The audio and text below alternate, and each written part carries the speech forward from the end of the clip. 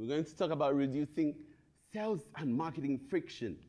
So, how many of you can relate to this current scenario of marketing people? They generate leads and prospects and they run campaigns, they got the big budget and they go to cool events, they do the PR, the branding, the nice documents and give everybody, and they have the nice pens, right? And then they are also on a fixed compensation, right? How many of you can relate to that? What other things do marketing people enjoy? What is the life of the marketing people? And parties, right? This is marketing in relation to salespeople. Yes. What else? Speak loudly. Marks won't be deducted for the wrong answers. Yeah. Marketing people over-promising, right? We'll give you all of this and we even make you coffee every day. You're like, where's my coffee? No. Who did you talk to? And then salespeople. You focus on closing sales, get leads from marketing, have variable compensation. Okay, they get commissions and bonuses. And sometimes it's both, or sometimes some are in pure commission. What other things are true about salespeople? Liars. Salespeople are liars. Okay, what else? Yes. They give good quality service before they sell. Yeah, when they're chasing. Once they get you, on to the next one, on to the next one. Right?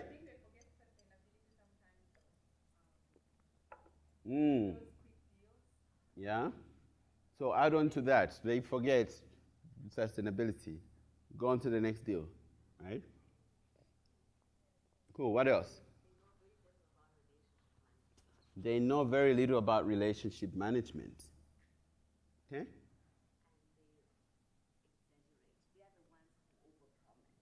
They exaggerate. Okay? So it's not salespeople that overpromise, it's salespeople. It's not marketing people, it's salespeople. Okay, you see.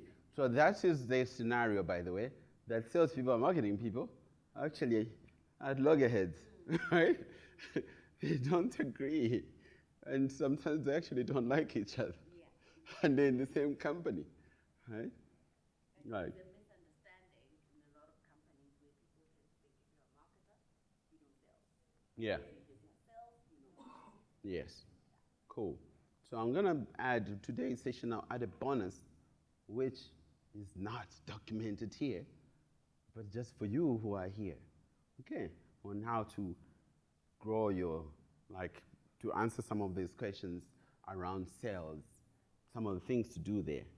Okay, and then customer success. What is customer success? Glorified customer service, right? A big word for customer service. For a lot of companies, customer success doesn't exist. They would call customer service customer success. And then for a lot of but then those companies who do have customer success is to make sure that your existing customers remain with you. So customer retention. Aftercare. Ooh, sounds like I'm in hospital. Yes, aftercare or primary school. But yes, it's aftercare. Yeah, so exactly. Aftercare. What is it called?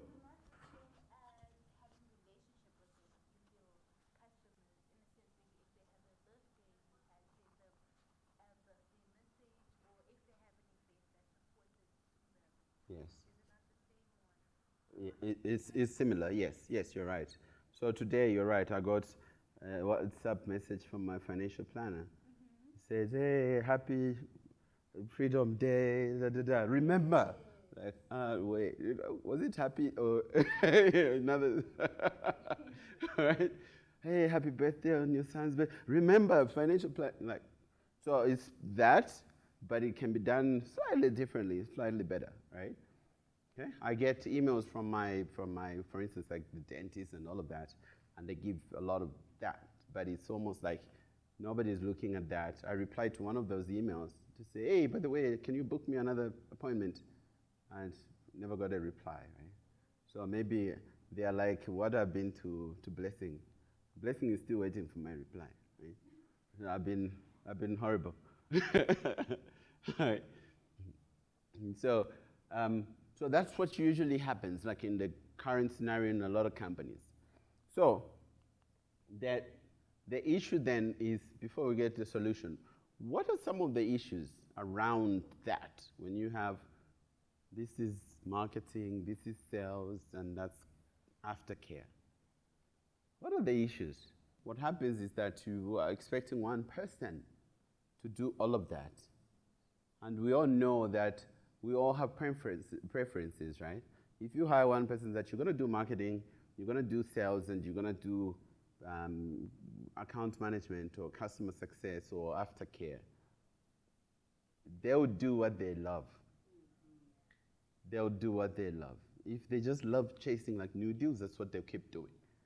If they love closing, they'll close, but they won't have leads, right? And then when they close out, they're gone, right? Or the other people are actually good, like looking after existing customers. How are you doing? How are things going? Oh, this is so cool. By the way, I came to see you. Oh, here's a coffee. Oh, here's some hot cross buns. All of that. Like, oh, by the way, I need more of this. And then they get more sales, but they can't get any new clients, right? So this is something that a lot of companies do, that they expect one person to do all of that. So these need to be separated as roles. And then also we'll talk about when it comes to the actual sales, that sales again has got different parts, okay? And the different parts of sales will be the bonus, the other bonus, okay? And then the other challenge is that all these people are supposed to work together. Sometimes like marketing people are supposed to generate leads, right? And pass on the leads to salespeople. And then the salespeople are supposed to close the leads. But then they complain that you're just sending us rubbish. You're sending us nothing. There's nothing to close here, right? And it does happen. And then sometimes then there is that, like, but then the salespeople can get compensated on closing, but they're getting poor leads. But they're waiting for you to give them good leads. And then the marketing people just get paid. And the salespeople are not getting paid. Then what do? They become rogue. They just started getting their own clients. And then you tell them the process, they just say, screw the process, I'm going to do this because it's going to give me the sale. And then marketing and sales continue to fight.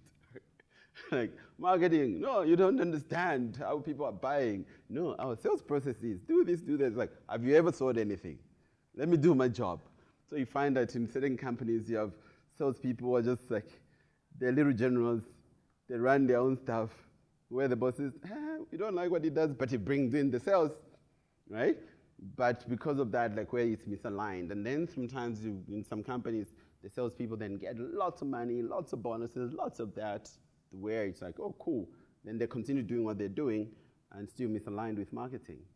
Or they're actually not making money, marketing is making money. And then the resentment continues, okay? So the solution is RevOps, okay? Revenue operations. So revenue operations has been popularized by HubSpot, and it's been happening like over the years. When we started talking about this at Pranary 2 years ago, that was the time like just starting, and now we're seeing like a lot more people and companies are talking about it and moving to that, which solves this issue of why are we working in silos? Because the marketing people say, look, we had so much engagement, reach, 100,000 people, saw our ads, impressions, right? Like when salespeople are like, there's no sales, and the revenue or the CEO says, how come we haven't sold anything, right? But marketing says, look at our engagement. So with that, when you now bring them together, you are all on the same team, okay? And why does it matter? You're seeing now more and more people talking about this, okay? The Serious Decision says B2B companies that align their revenue engine grow up to 15% faster and are 34% more profitable than their competitors, okay?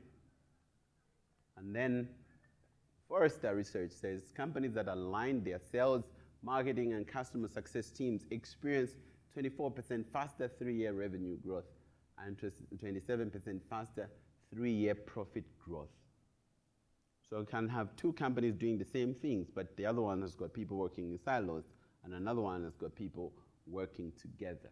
So what does this revenue operations look like? You got marketing, you got sales, you got customer success. The three working together. Then you have a revenue team. So all of those are in the revenue team. Okay? And then the revenue team has got a chief revenue officer. So for smaller companies, the CEO can be the chief revenue officer, or you can have another person who is a chief revenue officer. So companies, a lot of times you have your CEO, you have a CTO, CFO, or a CMO. You don't have a CRO. Okay? So if you don't have all the resources, at least have the CRO in addition to CMO, or instead of CMO. But the chief revenue officer, this is the C-suite role. Okay? So when you have these three together, working together in alignment, you get that. So the marketing people would handle the awareness, yes, the things that you're talking about. And then awareness and consideration is both marketing and sales. So you can have inbound, meaning you have your articles, your socials, all the things that you've done, and then you start getting people reading your stuff and contacting you. They go to your website, they fill in a form, they reach out to you. That's inbound, or they go to Google, inbound. Then you also have your outbound, where now you have your salespeople reaching out. So outbound could also be email, when you send out something and directly reaching out to your customers. And then other times they're just phone calls. It could be cold calls or following up on the leads that come in. It's better to combine both. A lot of times people will just say, no, just do inbound, because nobody wants their cold call. But again, if you want to grow, a lot of companies that grow now like to be massive, they have outbound teams, including software companies. Okay? Outbound teams. How many of you have been contacted by Facebook saying, hey, you see you're advertising, we need you to advertise, we help you grow more? You have, right? And you think like, why would Facebook do that, right? Facebook is calling you like, hey, I'm calling from Facebook. Facebook is calling you. Facebook is calling people. You get calls from Facebook. You get calls from Google. LinkedIn has got billboards in San Francisco, in the US. LinkedIn is advertising on a billboard. Yes. Like, hey, find a job on LinkedIn. Right? It's like, LinkedIn. Mm-hmm. Microsoft has got, Facebook has got. So you think about it, like companies that you've been told, like, no, just digital is the way, digital is the way. It's out there, it's more digital, but they still do traditional. They still reach out, they still do TV, they do radio, they do digital, they do newspapers, they do banners. Yes, they do banners, and they do, like, this company like CSI, whatever, .ai, they got a massive billboard. Why didn't they ask the AI to do it for them? Right? So don't get people telling you, no, just do this. Do all of them. So some are cheaper, some are more expensive, but do all of them. Okay? And that helps in the awareness and consideration. But what cannot be beaten is actually somebody talking to somebody, reaching out, finding out what the other people do. And for B2B, those of you in B2B, talking to people at the company helps significantly, because every company kind of buys differently. And you want them to buy according to how you're selling, and they don't. Right? You say, send us this proposal. Then you say, oh, can you change the proposal? And you change it. Oh, can you change it again? You change it. Then some of you get frustrated. But think of it like for B2C, if I'm selling something to label, it's just label to just check. Like, oh, cool. If it's a certain price point, it doesn't need clearance from the wife, you can just buy. Certain price points, it needs clearance from the wife.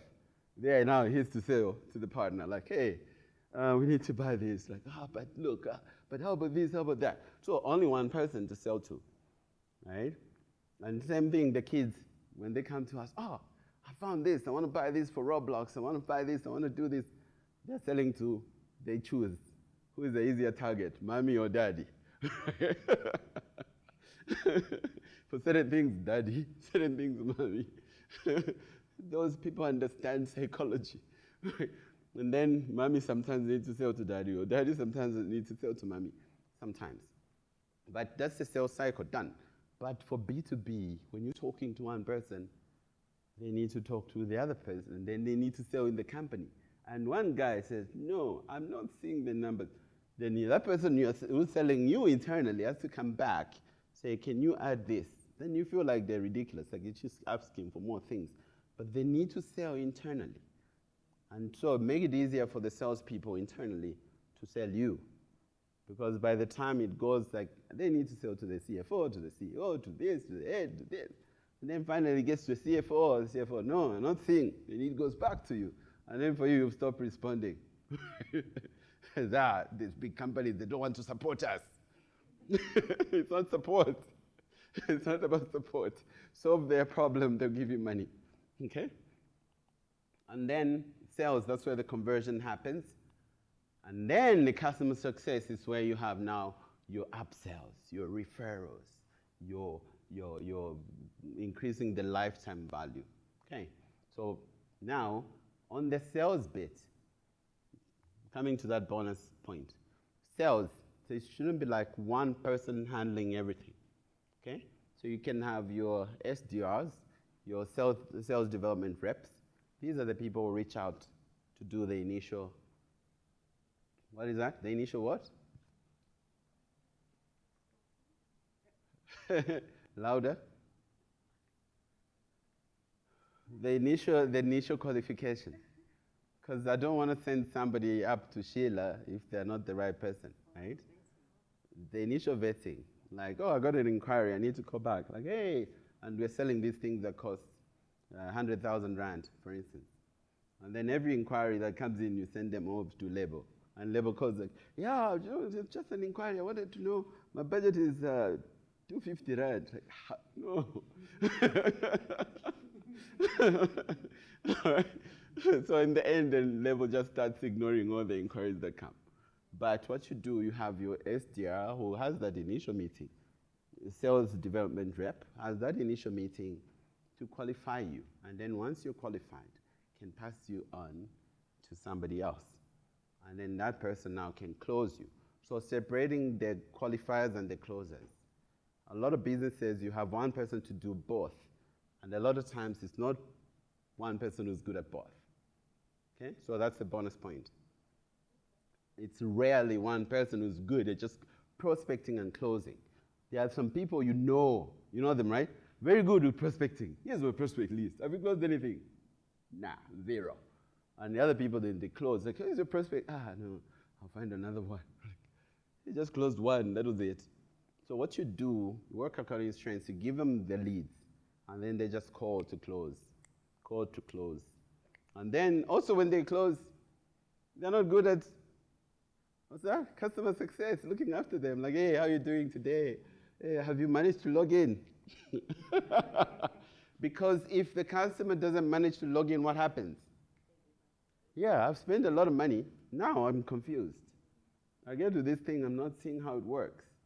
And then, because I spent a lot of money, I get what? Buyer's remorse. All of us kind of go through buyer's remorse. When you know, like when you go and find that wonderful shampoo, again, you feel like, this is the one, right? But you know, under the sink, you have a lot of them that you haven't used, right? You find a product like, this is the one, the face cleanser is going to sort out all my facial issues. And then you go back home, you find, these are all the mistakes I made. And then when you get that product that you can't use, that kicks in again, like, am I making a mistake again? And is my partner going to say, look what you've done again? Okay, so to prevent that, customer success, help the customer win. Good companies, immediately you sign up, then somebody calls you, hey, welcome, you've made a good decision. Even just saying that is powerful. Because they're wondering, did I make a good decision or not? And say, hey, you've made a very good decision. Thank you. My partner thinks I did it.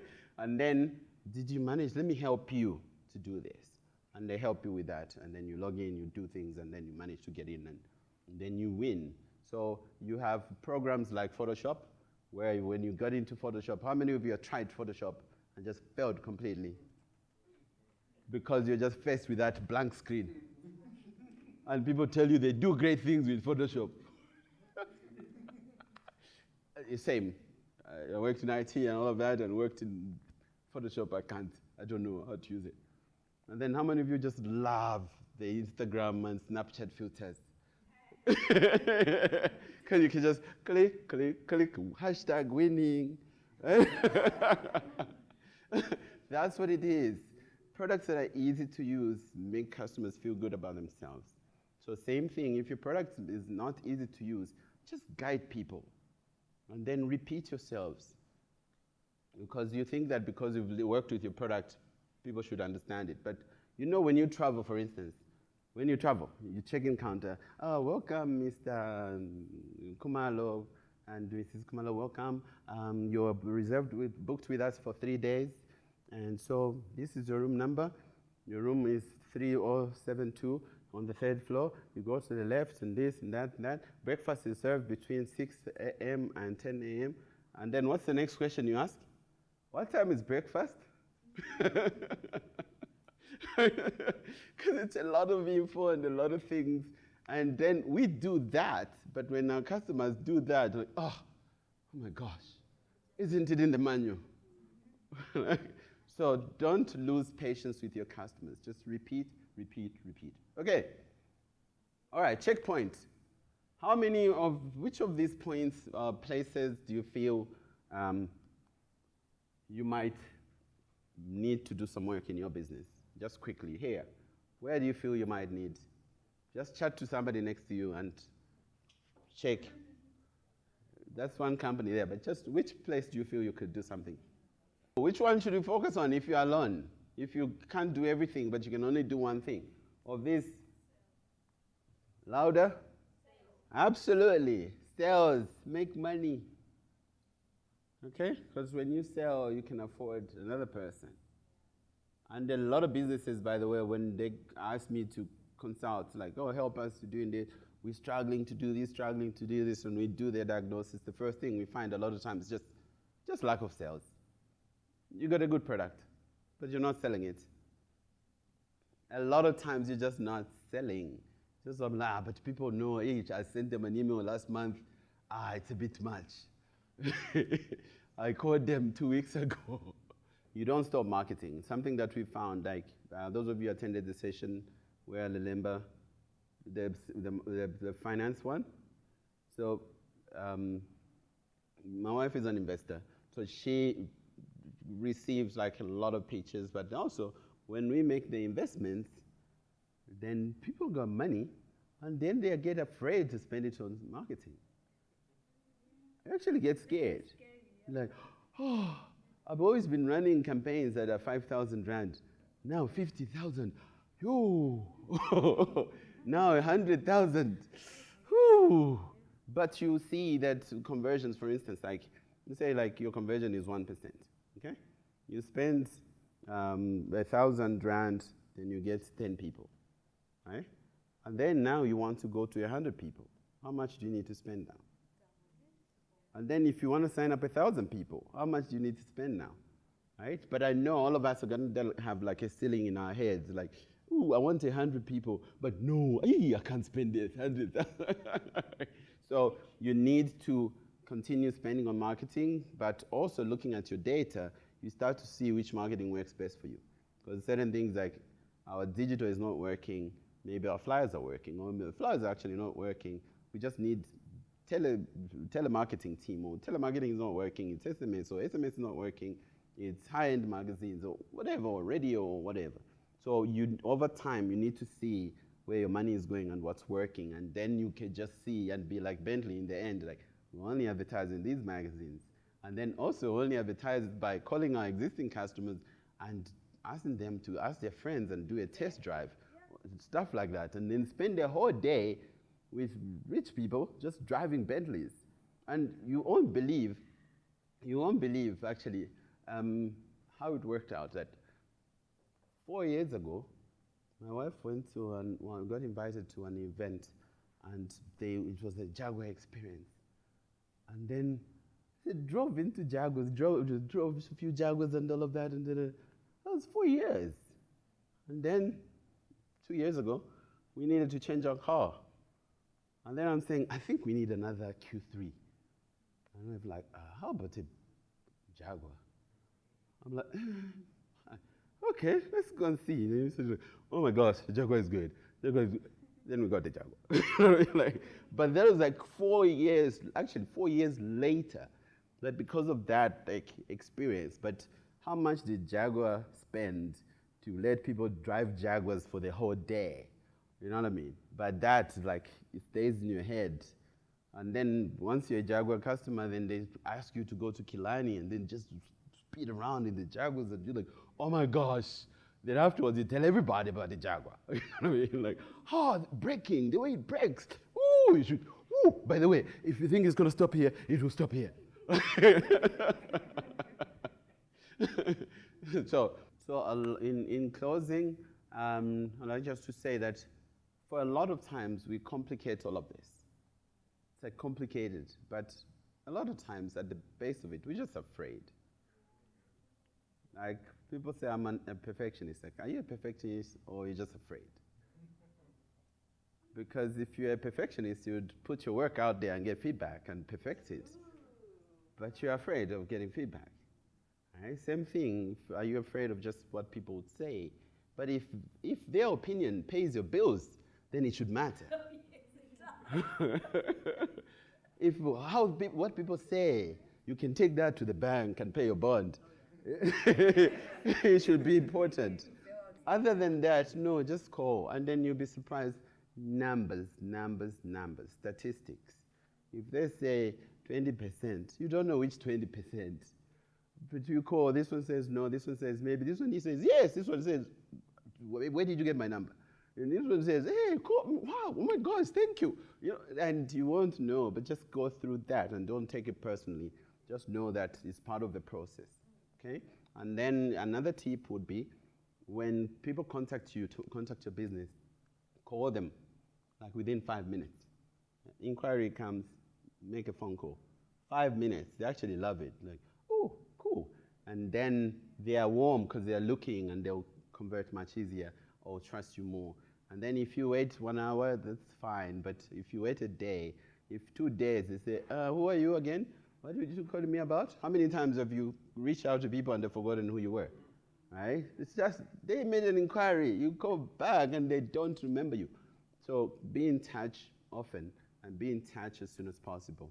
Right? At the end of it, stay in the game, be practical, talk to people, learn, tweak, sell. If you have to do one thing, sell. Okay? Sales is the #1 skill in life and business. Okay? All right. Thank you very much, everybody. Be kind to yourselves.